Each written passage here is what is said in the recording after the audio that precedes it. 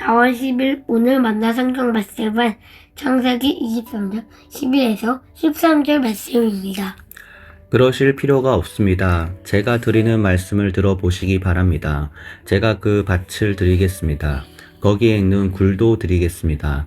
나의 백성이 보는 앞에서 제가 그것을 드리겠습니다. 거기에다가 돌아가신 부인을 안장하시기 바랍니다. 아브라함이 다시 한번 그 땅 사람들에게 큰 절을 하고 그들이 듣는 데서 에브론에게 말하였다. 좋게 여기신다면 나의 말을 들으시기 바랍니다. 그 밭값을 드리겠습니다. 저에게서 그 값을 받으셔야만 내가 나의 아내를 거기에 묻을 수 있습니다. 아멘. 오늘 만나러 만나주시는 하나님을 기대합니다. 사라가 127세를 일기로 세상을 떠납니다. 사라를 떠나보낸 아브라함은 큰 상실과 슬픔에 사로잡힙니다.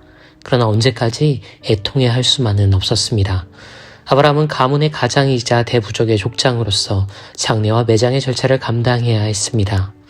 장례야 전통을 따라 진행하며 문제가 없었지만 큰 어려움은 매장지의 마련이었습니다. 이라크 출신 유목 집단이었던 아브라함 부족에는 당시 체류하던 곳에서 확보해둔 토지가 전무했습니다. 아브라함은 눈물을 훔치고 사라의 시신 앞에서 일어나 히타이트 부족장들을 찾아갑니다. 아브라함과 히타이트 부족장들의 토지거래 회담을 살펴보기에 앞서 고대의 해당 지역에서 유목민들이 토지를 취득하는 것은 상당히 어려운 일이었음을 먼저 이해해야 합니다. 이스라엘의 율법에도 그 흔적이 남아있는 것처럼 고대인들은 토지를 민족이나 가문, 부족에게 대대로 이어지는 정체성과 연결된 핵심 유산으로 이해했습니다.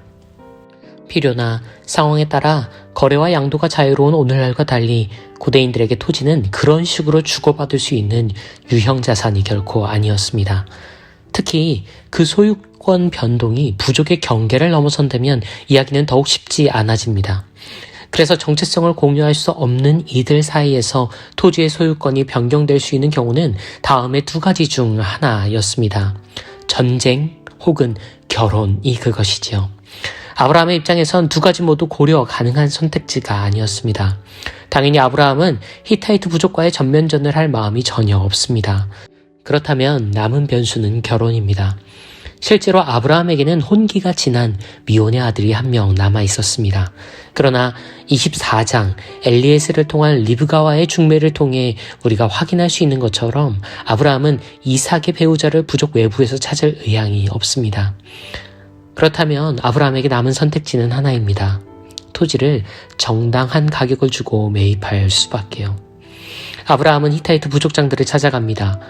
유목민들이 토지를 주고받는 상황이니 마치 복덕방의 중개인과 거래 당사자들이 모인 수준 정도로 생각하기 쉽겠지만 사실 이 장면은 국가나 도시 간 정상회담에 더 가까운 성격의 만남이었습니다. 아브라함은 단순한 유목민이 아니라 어디를 가든 그 지역의 군주나 대표를 아련할 수 있을 정도의 대족장으로 그의 부족은 움직이는 작은 도시국가나 다름없었습니다. 그런 아브라함을 맞이한 히타이트의 부족장들도 그들의 임의 결정이면 히타이트의 어떠한 토지 소유주라도 땅의 거래를 강제할 수 있을 정도의 권한과 영향력이 있는 대표들이었습니다. 아쉬운 입장인 아브라함이 먼저 말을 꺼냅니다. 저는 여러분의 배려로 나그네임에도 더부살이가 허락된 사람입니다. 염치 없지만 부디 여러분의 토지 중 일부를 얻을 수 있게 해주신다면 아내를 매장하고 싶습니다. 이에 히타이트의 지도자 중 한 사람이 대답합니다.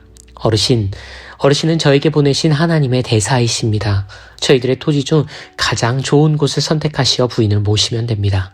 어르신이 선택하시면 어느 땅이든 이를 마다할 사람이 히타이트 내에는 없습니다. 거래 당사자들이 복덕방에서 나누는 대화의 성격이 아님이 느껴지시지요. 각자는 부족을 대표하는 지도자로서 서로를 마주합니다. 그래서 조개 토지 거래라는 민감할 수밖에 없는 사안 앞에서 양자 모두 할 수 있는 최대한의 존경과 배려를 담아 언어와 표현을 고도로 정제하고 조심합니다. 그저 드리겠다는 배려 앞에서도 아브라함은 극구 토지를 정당하게 매입하겠다고 말합니다. 심지어 이번에는 절을 하며 부탁하지요. 아내의 장례를 치러도 괜찮다고 하시니 제 청을 더 들어주시지요. 저를 위해 나서서 소알의 아들 에브론에게 부탁해 주십시오. 그의 밭 끝에 붙어있는 막벨라 동굴을 제게 파시라 청해 주십시오. 값은 후하게 지불하겠습니다. 아브라함은 본인이 구매할 땅을 이미 점찍어 뒀습니다. 아내가 그리고 언젠가 자신이 매장될 수도 있는 좋은 터를 이미 보아두었을 뿐만 아니라 이미 그 땅의 지주가 누구인지도 파악해 두었지요. 그는 치밀한 준비 후에 가장 공손한 태도로 거래에 임하고 있습니다. 마침 히타이트의 지도자 중 한 명이 바로 에브론이었습니다. 그는 나서서 말합니다. 어르신, 그 동굴뿐만 아니라 그 곁에 밭까지 드리겠습니다. 받으시지요. 여기 제 결애들 앞에서 제가 약조합니다. 부인의 장례를 위해 그 땅을 받아주십시오. 공적으로 증여를 약속한 에브론의 말에도 불구하고 아브라함은 다시 큰 절을 하고 간청합니다.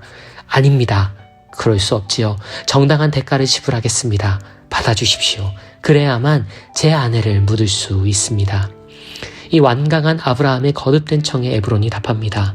어르신, 그 땅은 고작 은 400세겔이 지나지 않습니다. 어르신과 저 사이에 그 금액이 무슨 의미가 있겠습니까? 부디 받아주십시오. 그리고 부인을 모시세요. 은 400세겔이라는 금액이 나오자마자 아브라함은 해당 무게의 은을 달아서 에브론에게 지불합니다. 그리고 이렇게 우여곡절을 거친 후에야 땅 하나 없던 이 대부족장은 사라의 매장지를 취득합니다. 그곳에 사라를 묻습니다. 그리고 먼 훗날 아브라함도 그곳에 묻히고 그의 자녀와 후손들 리브가와 이삭, 레아와 야곱도 막벨라 굴에 장사됩니다. 그럴 정도로 중요한 매장지였으니 아브라함이 공을 들일만 하다고 말할 수도 있습니다. 그러나 막벨라 굴은 그 이상의 의미가 있습니다. 하나님은 아브라함을 처음 부르시며 그에게 없던 두 가지를 약속하십니다.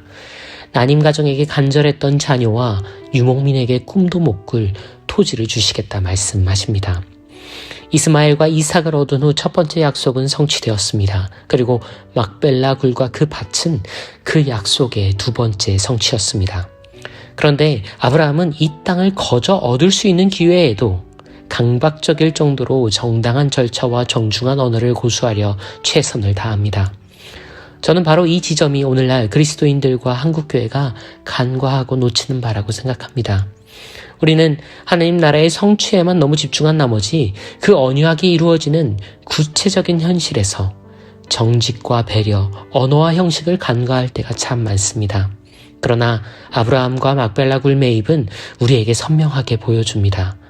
하나님 나라의 언약은 반드시 성취되는데 그 과정에서 하나님의 백성들은 과하다 싶을 정도로 절차에 정직해야 하고 관계에 정중해야 한다는 것을 말이지요.